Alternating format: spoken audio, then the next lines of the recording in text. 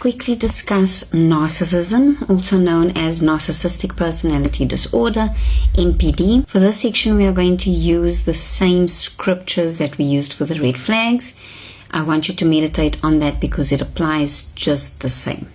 To understand narcissism, we have to look at what it is first before we can get into it a little bit deeper. So the first thing to understand is it is a personality disorder.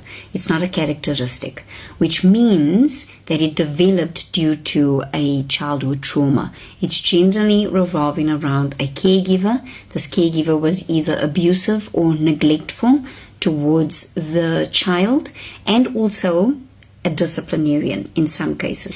The one thing that I do want you guys to understand is everything that the narcissist does is not their fault. It doesn't stem from them choosing to be this way. So what they did in the moment of abuse is they took their minds, they created a world for themselves where they are safe and they are loved and they are the center of attention, and they lived in that world to survive their childhood. The problem is they did not deal with that trauma later on in their lives, in their later teens and adolescence, that they are now in their adult years fully grown, and they are still living in the world that they created for themselves as a 5-year-old or as an 8-year-old. Deep down inside, a narcissist is basically a wounded child. They also don't have any sense of self-worth. They don't know what it feels like to actually be loved because they've never really experienced it. They don't think very highly of themselves. They've got a very low self-esteem. And they don't think that they can manage anything that is given to them unless they create it themselves. So they have to kind of take it for themselves. With that said, I want you to reflect on the Philippians verse and understand that it is not your job or your responsibility to fix this individual. Not your job or responsibility to change them. In fact, you cannot change them. The only thing that you can do is pray, and the second thing that you need to do is get out of there. Because being in a relationship with a narcissist can cause serious damage physically to your brain and mentally as well, not to mention emotionally. So the moment you realize that you are dealing with a narcissist, my strong suggestion would be to get out of there as fast as possible. Now, I know it's very difficult to do so because of how the narcissist presents themselves. So there's many different types of NPD, and I want to look at 2 particular ones today. And this is more the more common ones, is the grandiose narcissist and the covert narcissist. The grandiose narcissist is there for admiration, validation from the public, so they will do everything they can to be center of attention. They are very similar to the overt narcissist, which is more like an extrovert. It's very openly, everybody can see this is who they are. The covert narcissist is like an introvert. It's very subtle, it's very hidden. There's a lot of times that you can't actually pick it up. I now want to look at a few characteristics that you can consider in your situation. I will encourage you to, if you do have a sense that you are dealing with a narcissist, please go and read up more about it and do a thorough research and speak to a professional so that you can get a better point of view as to understand your situation. The points that I want to mention today is basically the 4 main points. There's many others, but like I said, it's just too many to get into. So I want to look at the main 4, which is known as love bombing, manipulation, gaslighting, and the discard. And it generally happens in this order. The person with NPD will love bomb you in terms of they will make you feel like the center of the world. They will make you feel like you are so important, so loved, so special. They will make you feel like they are the person that you've been waiting for your whole life. But they will also make you feel like this can't be real. It's too good to be true. They will continue to shower you with affection, shower you with love. They will go over and above to make things, simple things like going on a date, very extravagant, because it's so much better than anybody else has ever done for you, so that you can latch onto them by creating an emotional bond. Okay, the Holy Spirit helps you with this, because in the beginning you will feel as though this doesn't feel normal, because they are so in love and I'm not there yet, it's only been a week. That sort of thing. This goes back to Proverbs. The prudent see danger and they flee from it. The Holy Spirit will tell you when something is wrong. Okay?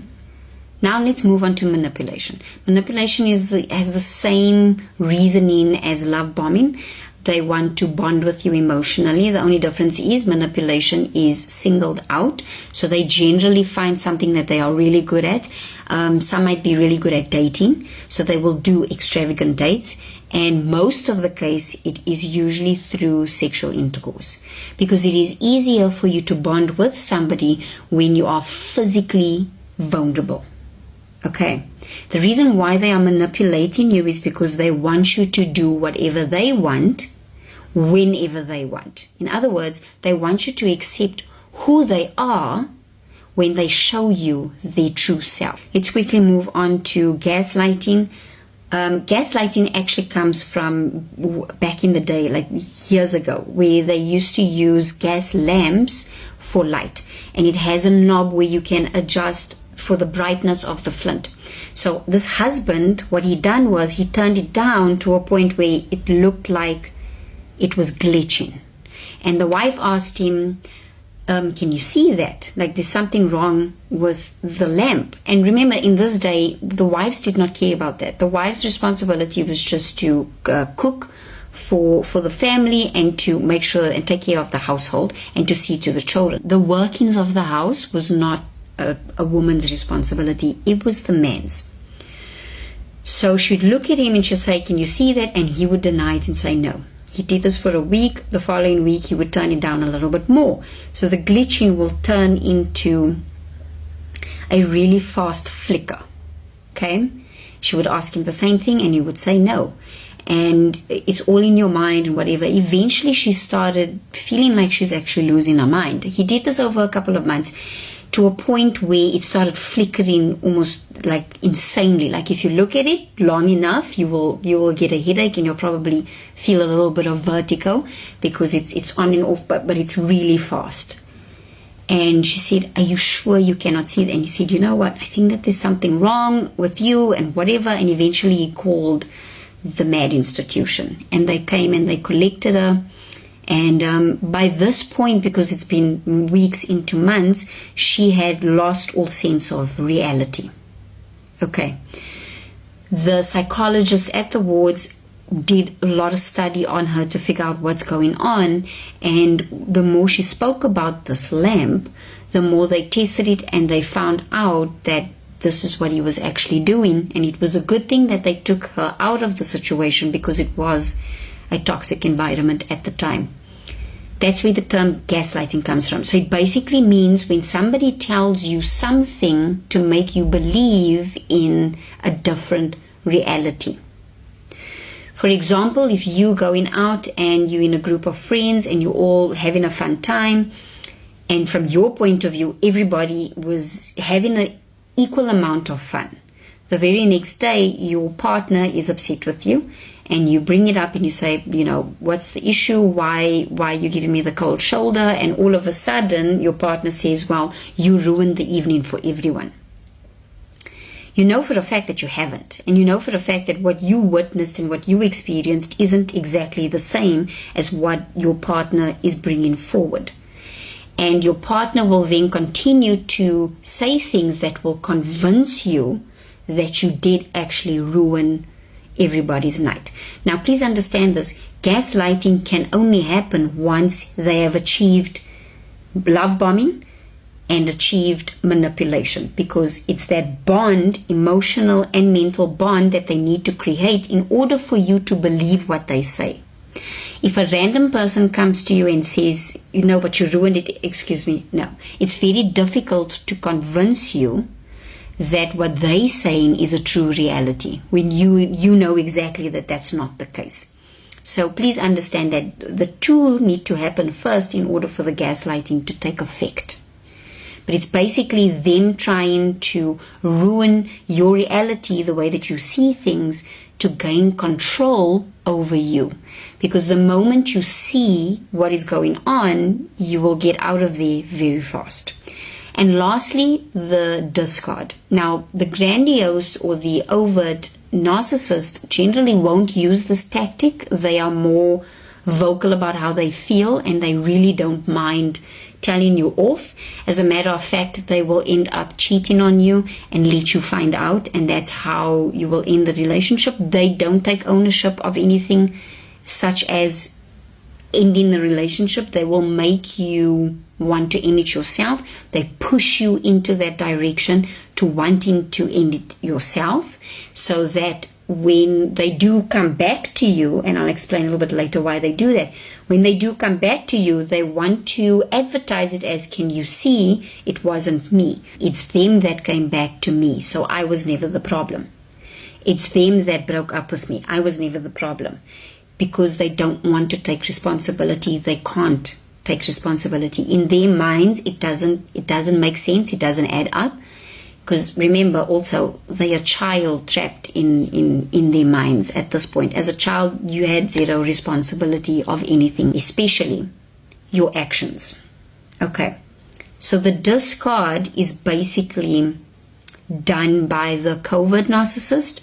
The more introverted narcissist, they will devalue you. So they will say things like, when they're ready to break up with you, when they're ready for you to move on, they will say things like, what value do you add to the table? What do you bring to the table? I'm doing X, Y, and Z, but what are you doing? I'm like this, I'm like that, but what are you doing? Like, they will try and make you feel as though you are doing the opposite of being a good person, for example. So especially if there's children involved, they will tell you that you are taking the food out of your child's mouth. When you go and buy a packet of chips only for yourself, or when you ask them for financial help because you're a little bit short at the end of the month, and then they will tell you, that's a meal that I could have given my child, and now I have to help you, that sort of thing. So they will do everything they can to devalue you. It's called the discard. They disregard you completely. They discard you completely. And it forces you to break up with them, move away from them first of all, and then break up with them. That's your main characteristic traits. Now you have to understand something. All of us have done this. All of us have love bombed once before in our lives, because you meet somebody and they are so exciting at first and it's so overwhelming and you're like, oh my gosh, I can't wait to tell this person, so on and so forth. We've all experienced that. That's normal. It's okay. We've all experienced manipulation. You manipulate people to get your way. Like but it's short. It's short-lived. We've gaslighted people before so that we can avoid taking responsibility. So they'll say something and it's like, no, it didn't happen like that, because you don't want to get into trouble, especially at work. Because if you get into trouble, then you might lose your job. So you kind of like, we consider it as lying, but technically it's gaslighting. The discard we haven't really done in normal sense, because it is a bit of a harsh one and it takes a lot for you to devalue someone for no reason. But the other three, yes, we have done it. Now, the reason why I'm bringing this up is because I don't want you to think about your partner or the person that you are going to meet as, oh my goodness, if you manipulate me, you love bombing me, you gaslighting me, then you're a narcissist. Please don't. No. We are looking for patterns. The same thing as red flags. We can all do these things once off. We are all fault of it. I've manipulated my way through a few things. I will say that. I might have gaslighted somebody. I don't know. I've definitely love bombed. Definitely. And it's not because I wanted something. It's because of how I was feeling. So we're not looking for a once-off reaction or a once-off interaction. We are looking for patterns. Okay. So now we've established this is what it looks like. What happens next? what do I do? So you have to understand something. When you eventually get to a point and you realize you're dealing with a narcissist, it is very difficult to break away. You need to seek counsel. You have to seek counsel. You cannot do it by yourself. You cannot, even God is going to tell you to go and talk to someone. Because what happens inside of you is your mind is separating the truth from all the lies. And here you are, which is the truth, but you haven't seen yourself in however long you are with this person. The person that you see, which is in the front, is the person that the NPD has created through all the abuse. It's going to take you a lot to bridge the gap. And it starts off by you saying and realizing that, oh my goodness, everything that this person has done was a lie. They never loved me. They never cared about me.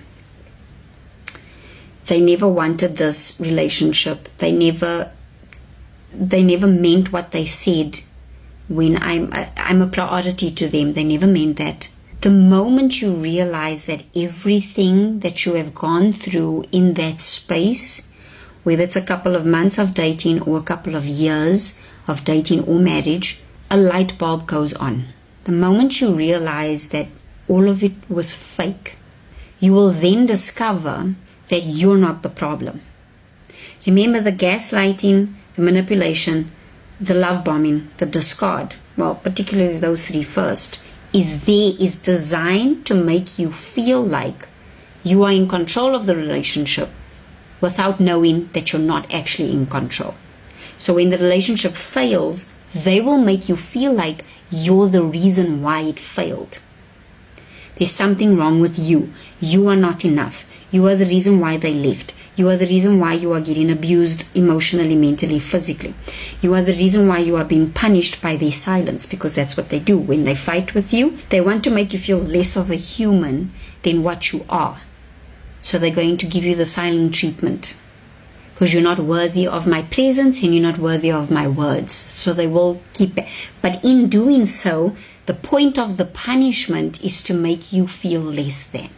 So when you end things, you feel as though your world is coming to an end along with the relationship. And the reason why this happens is because they give you really high highs when you've had that bond, which is known as the trauma bond, and you feel so awesome because they make you feel, it's like a runner's high. When you're running, you get that euphoric feeling. That's what it feels like when you are with them all the time. It feels like you can conquer the world no matter what happens. And the moment you end things or things are not very kosher with the two of you, you get the low lows. There's no comfortable medium. There's nothing in between. You get the low lows where they will literally discard you, ignore you, treat you like poop, for lack of a better word. Treat you like poop in front of people, in public and at home. They will also make you feel like you're losing your mind. Your lowest of lows is a place of depression.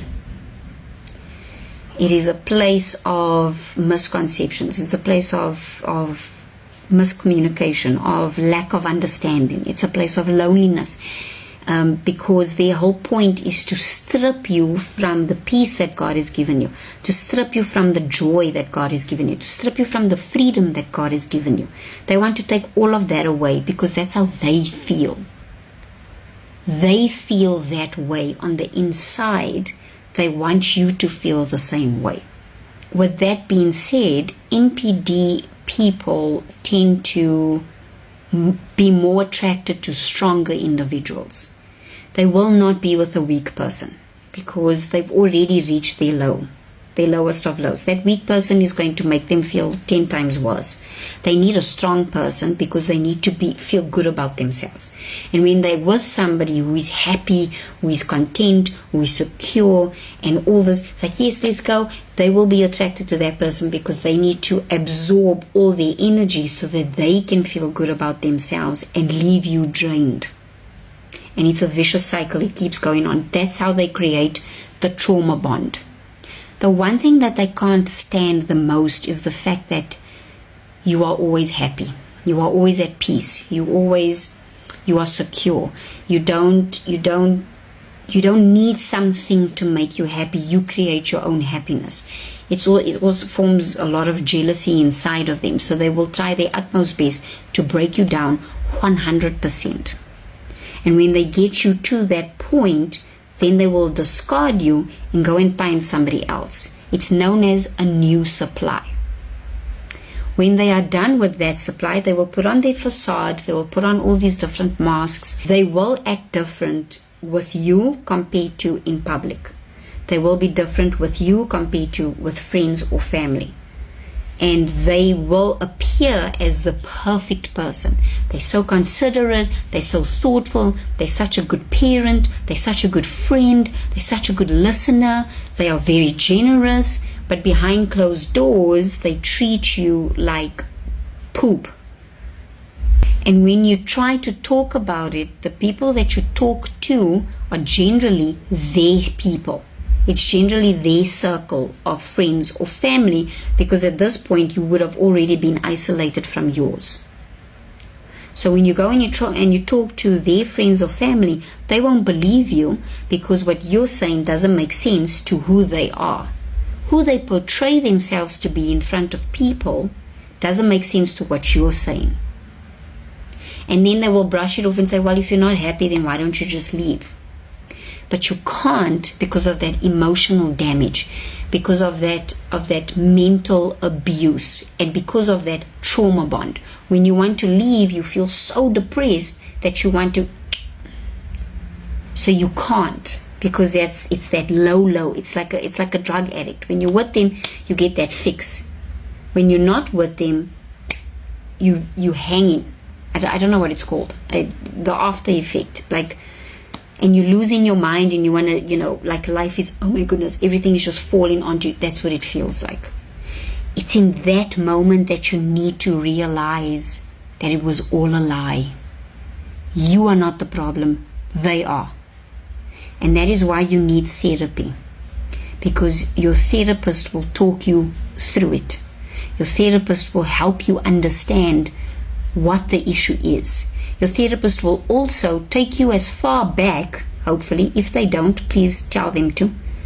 Take you as far back as you need to go to figure out why you attracted to a narcissist. Because it might not be your first relationship. It might not be your first rodeo. This might be the third one. And you're like, I can't do this anymore. It's because of what happened in your past. You might have childhood trauma that you have no idea exists.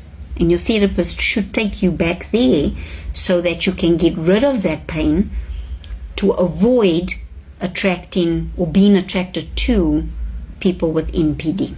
In really severe cases, it is dangerous to do this by yourself. So I need you to seek counsel. I need you, if you have just a little bit of a thought, a glimmer of light that something's not right, you always felt it, the Holy Spirit has been telling you continuously, I need you to seek help first. Please do not approach them. Do not approach them. The way that the narcissist works is, in the beginning, they make it seem like you are the most important thing in the world. What they're really doing is getting to know you on a deeper level. They are getting information from you that they can use to their advantage later on, to either bond with you more or to break you. So if you tell them, for example, I'm really good with children, absolutely love children, this is my thing, so on and so forth. In an argument or in the discard, they will tell you things like, you are terrible with children and you should never be a parent at all. And you'll probably suck at it, so never do it. They will take everything that you bring to them and they will destroy it. The one experience I had with a narcissist was, this person was well aware of my relationship with my mother and well aware that I had lost my mother. And in one of our conversations, this person literally looked at me and said, your mother will be so disappointed in you. And in that moment, I had no idea what they were talking about.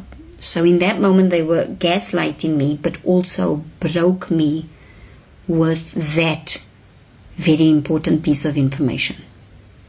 So you have to be very cautious. Do not go at them, do not confront them, do not approach them, because they're already equipped to break you down. They already know how they're going to do it. They have played this conversation in their minds 1,000 times over. They already know. They already know that this is it, this is what's going to happen, and this is how I'm going to ruin this individual. Please, please, please, be safe. Put yourself in a safe situation first, and then get out. Once you make a safe move and you're already out, the best way to handle a narcissist is to cut off all contact. You have to go no contact. Even if you are co-parenting, if you share a child together, figure it out, find another way. Go speak to their sibling or their parents or whatever, find another way. But you need to go no contact at all. Because there is a very good chance that they will reel you back in, but they first need to break you, make you feel like it's your fault, make you feel like you are leaving and not them. And then they'll let you go. And three or four, maybe even 6 months down the line, they will come back to you because you are the main supply, or you are a familiar supply. When they are done with the new supply, because the new supply will pick up very quickly, it really just depends on who the person is and what they're going through at the time. When they are done with the new supply, they will come back to their main supply. It's the person that they continually recycle. The narcissist very rarely settles with one person and is happy with one person. They also need professional help themselves, and they need it continuously. It's not a once-off thing. It's not a let's just, because the therapist needs to work with them every single day to help them unlearn the world that they have created for themselves, and also to deal with the trauma that they have experienced when they were younger. If you guys want to talk more about this, please let me know in the comments or send me a message directly. There's a lot more that I can discuss about this, but I'm not going to do it on this platform. I will put it in my book, and you can grab yourself a copy if you'd like to know more about it. Thank you for watching. I do appreciate that. I will see you tomorrow.